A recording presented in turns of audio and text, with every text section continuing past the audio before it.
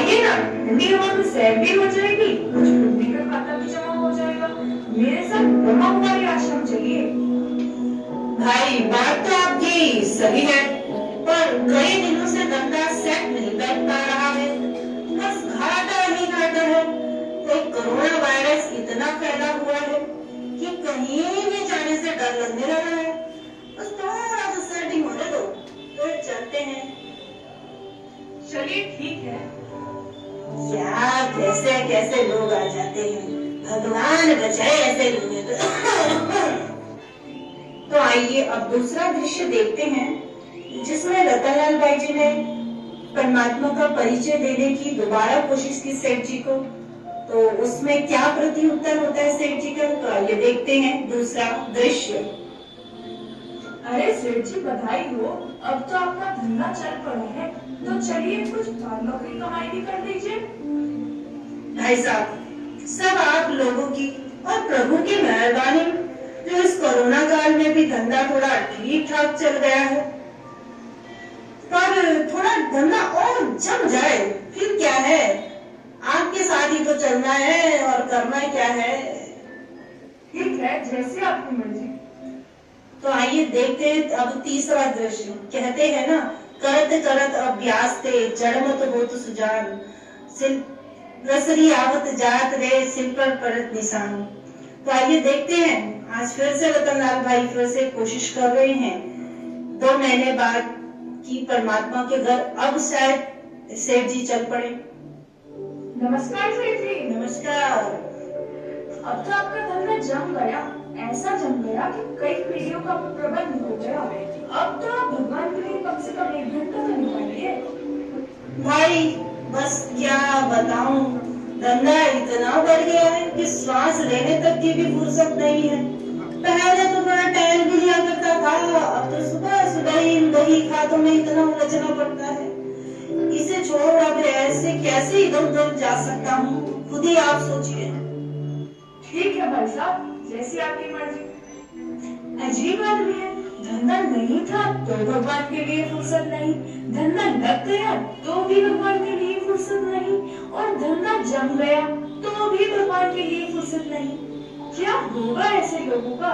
सब बुद्धि मिले भगवान इस आत्मा को, समय रहते न जाने काल का बुलावा कब आ जाए। शायद रतनलाल भाई जी ने सही कहा कि काल का बुलावा कब आ जाए, और वाकई में यही हुआ।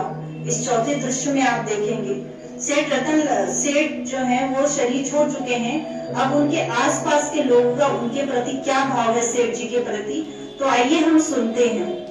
बोलो, आजकल सेठ जी दुकान पर दिखाई नहीं देते, न ही टहलते दिखाई देते, सब ठीक ठाक तो है ना?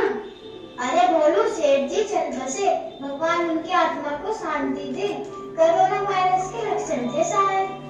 वैसे सेठ जी ने पिछले सालों में इतना कमाया कि अगली 10 पीढ़ियों का प्रबंध हो गया, पर था बड़ा कंजूस, कभी ईश्वर हरते गाना भी नहीं लगाया। अरे नहीं लगाया, पर लेकर भी तो नहीं गया। इसी धरती पर से इकट्ठा किया और इसी धरती पर भी छोड़ दिया। अब बच्चे जो करें, सेठ कौन सा टोकने आने वाला है। भगवान उसकी आत्मा को शांति दे, उसका भला हो। तो ये थे लोगों के उनके प्रति भाव। तो अब देखते हैं हम 5वां दृश्य। तो देखते हैं इसमें धर्मराज का सेठ जी के लिए क्या न्याय निकलता है। राज की जय हो। महाराज, मृत्यु लोक से आज एक सेठ आपकी पुरी में आए हैं, आप कहे तो हाजिर करो। अवश्य अवश्य, परंतु पहले उनको अच्छे से सैनिटाइज जरूर कर लेना। आजकल मृत्यु लोक में कोरोना वायरस फैला हुआ है, बहुत जल्दी जल्दी आ रहे हैं मृत्यु लोक में लोग। जी महाराज।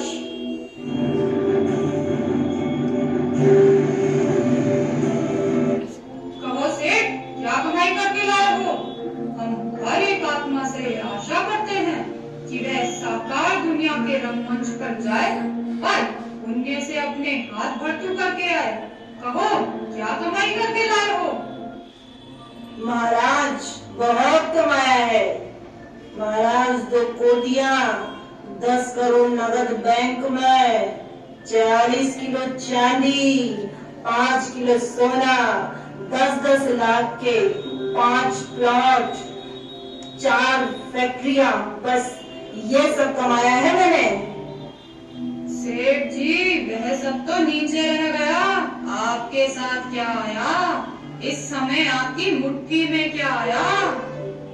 महाराज, मैं तो सब बच्चों के लिए छोड़ आया, क्या उसका मुंह पुण्य नहीं है?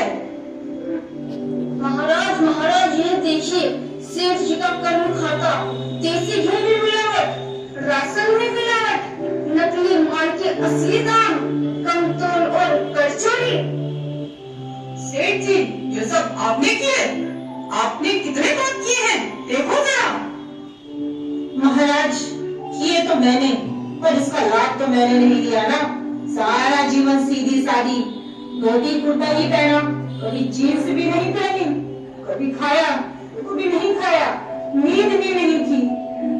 जो कमाया सब कभी अपने ऊपर नहीं लगाया। सेठ जी, जिसके हाथों कर्म होता है, जिम्मेवार भी उसी को माना जाएगा, फल भी वही पाएगा। दूसरी बात, ऐसे कर्मों से प्राप्त लाभ कोई भले में थोड़े ही लगता है, चोरी का धन मोरी में ही जाता है।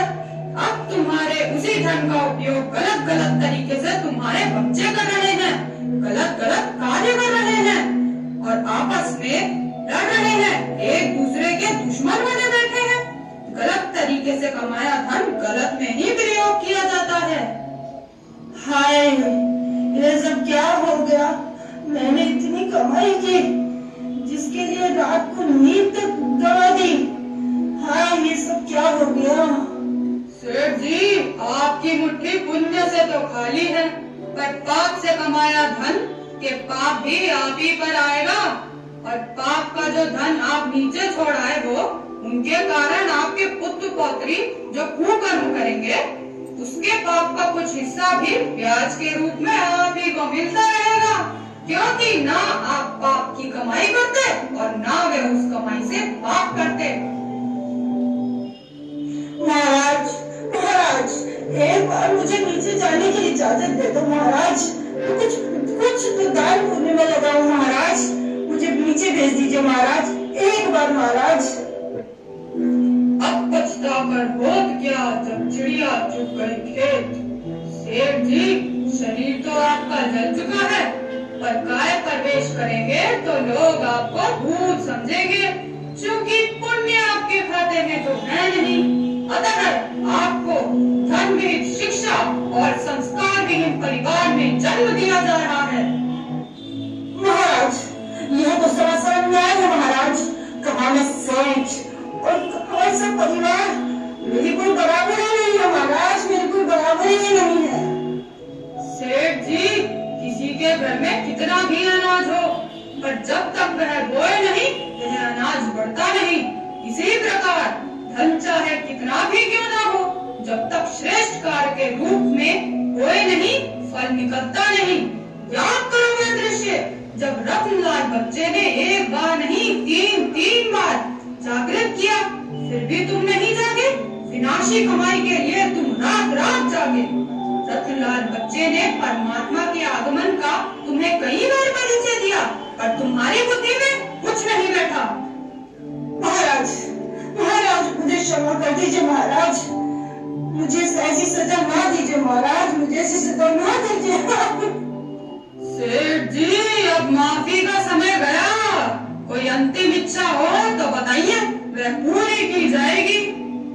महाराज, क्या अंतिम इच्छा, पर फिर भी मैं इतना संदेश जो है धरती वालों को पहुंचा दूं कि मैं करोड़पति सेठ विनाशी धन के लालच में इतना भरमाया, मैंने आगे के बारे में कुछ भी नहीं सोचा, न समय, न तन, न मन, न धन, कुछ भी ईश्वर अर्थ नहीं लगा।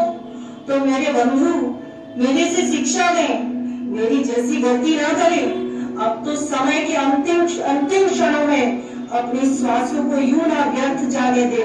इस कोरोना काल में अपने तन को भी स्वच्छ व स्वस्थ रखें और अपनी आत्मा को भी परमात्मा याद से श्रेष्ठ बनाएं।